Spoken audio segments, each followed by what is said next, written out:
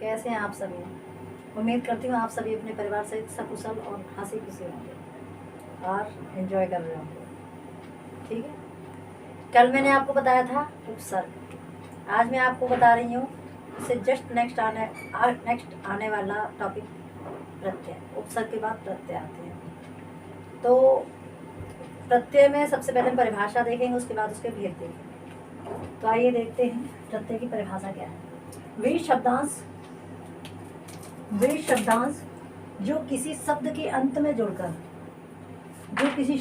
में जुड़कर नए शब्दों का निर्माण करते हैं या उन शब्दों का अर्थ परिवर्तित कर देते हैं, प्रत्यय कहलाते हैं। क्या कहलाते हैं? प्रत्यय कहलाते हैं। जैसे चाचा में चाचा शब्द है, उसके साथ हम ई प्रत्यय जोड़ दो। प्रत्यय हमेशा पीछे जोड़े जाते हैं और उपसर्ग हमेशा आगे जोड़े जाते हैं। ई प्रत्यय जोड़ दो तो शब्द बनेगा चाची। लड़ा शब्द क्या है? लड़, और उसमें प्रत्यय क्या जोड़ा? आका, तो शब्द बना लड़ाका। चाचा में एरा प्रत्यय जोड़ दिया तो शब्द बना चचेरा। ठीक है। अब प्रत्यय के भेद बच्चों, प्रत्यय के मुख्यतः दो भेद होते हैं या प्रत्यय मुख्यतः दो प्रकार के होते हैं। नंबर 1 तद्धित प्रत्यय, नंबर 2 कृत प्रत्यय। तद्धित प्रत्यय क्या होते हैं?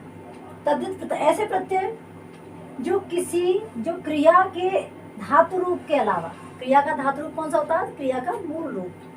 जैसे पढ़ना क्या है? एक क्रिया है और इसका धातु रूप क्या है? पठ, माने पठ से बना पढ़ना। अब लिखना क्या है? क्रिया है और इसका धातु रूप क्या है? लिख।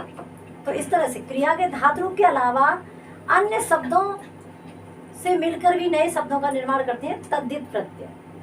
ठीक है, अन्य शब्दों से मिलकर के जुड़ करके नए शब्दों का निर्माण करते हैं, तद्धित प्रत्यय कहलाते हैं।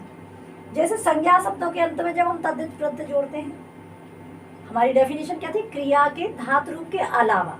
तो उसका अलावा जो शब्द है ये है संज्ञा शब्द। संज्ञा शब्दों के अंत में जब प्रत्यय जोड़ेंगे तो बनेगा आपका बूढ़ा, एक संज्ञा है। कौन सी संज्ञा? भाववाचक संज्ञा, प्लस आपा, तो क्या बन जाएगा? बुढ़ापा, जो कि एक भाव है। सर्वनाम शब्दों के अंत में अपना एक सर्वनाम है। कौन सा सर्वनाम है? निजवाचक सर्वनाम। और इसके साथ आपने जोड़ दिया पन प्रत्यय, तो शब्द क्या बना? अपनापन। विशेषण शब्दों के अंत में मीठा एक क्रिया है, मीठा क्या है? एक विशेषण है। मीठा, खट्टा, तीखा, ये सब विशेषण है, प्लस आस प्रत्यय जोड़ दिया इक्वल टू मिठास। ठीक है। इसके बाद है आपका अव्यय शब्दों के अंत में बाहर अव्यय शब्द है, इसके साथ में ई प्रत्यय जोड़ दिया तो शब्द बना बाहर। ठीक है। अभी आप ये देखिए तद्धित प्रत्यय 9 प्रकार के होते हैं। अब ये तद्धित प्रत्यय भी होते हैं ना बच्चों, ये जो तद्धित प्रत्यय भी होते हैं ये भी 9 प्रकार के होते हैं। ये रहे, मैंने याद रखे कौन कौन से? स्त्रीलिंग वाचक, नंबर 2 कर्तवाचक, कर्तृवाचक, नंबर 3 स्थानवाचक, नंबर 4 गुणवाचक, और बाकी आगे इधर है। नंबर 5 भाववाचक, नंबर 6 बहुवचनवाचक, नंबर 7 संबंधवाचक, नंबर 8 लघुतावाचक और नंबर 9 क्रमवाचक। तद्धित प्रत्यय के जो 9 भेद हैं इनके बारे में मैं अगली स्लाइड में डिस्कस करूंगी। ठीक है। तो बच्चों आगे है स्त्रीलिंगवाचक तद्धित प्रत्यय। जिन तद्धित प्रत्ययों के प्रयोग से शब्द के स्त्रीलिंग रूप बनते हैं वे स्त्रीलिंगवाचक तद्धित प्रत्यय कहलाते हैं। जैसे माली, धोबी, सुनार, इन तीनों ही शब्दों में अगर इन प्रत्यय जोड़ दिया जाए तो क्या बन जाएगा? मालिन, धोबिन और सुनारिन। तो स्त्रीलिंग रूप बन गए, मतलब जेंट्स थे वो स्त्री में परिवर्तित हो गए। तो ये हुए स्त्रीलिंगवाचक तद्धित प्रत्यय। फिर एक कर्तृवाचक तद्धित प्रत्यय। जिन प्रत्ययों के प्रयोग से किसी कार्य के करने वाले का बोध होता है, कर्ता का बोध होता है, वे कर्तृवाचक तद्धित प्रत्यय कहलाते हैं। जैसे इसका उदाहरण देखें, दूध या सब्जी वाला। दूध या सब्जी में अगर हम बाला प्रत्यय जोड़ दें, दूध या सब्जी में बाला प्रत्यय जोड़ दें तो शब्द क्या बनेंगे? दूध वाला और सब्जी वाला, जो कि कर्ता का बोध करा है। इसके बाद है स्थानवाचक तद्धित प्रत्यय। वे प्रत्यय जो किसी स्थान विशेष का बोध कराते हैं। स्थानवाचक तद्धित प्रत्यय कहलाते हैं। जैसे जयपुर या मुंबई में या प्रत्यय जोड़ दें तो शब्द क्या बनेगा, जयपुरिया और मुंबईया। ठीक है। फिर है गुणवाचक प्रत्यय, गुणवाचक तद्धित प्रत्यय गुणवाचक। जिन प्रत्ययों के प्रयोग से किसी व्यक्ति के विशेष गुण, दोष या विशेषताओं का पता चलता है वे विशेषण वाचक तद्धित प्रत्यय कहलाते हैं।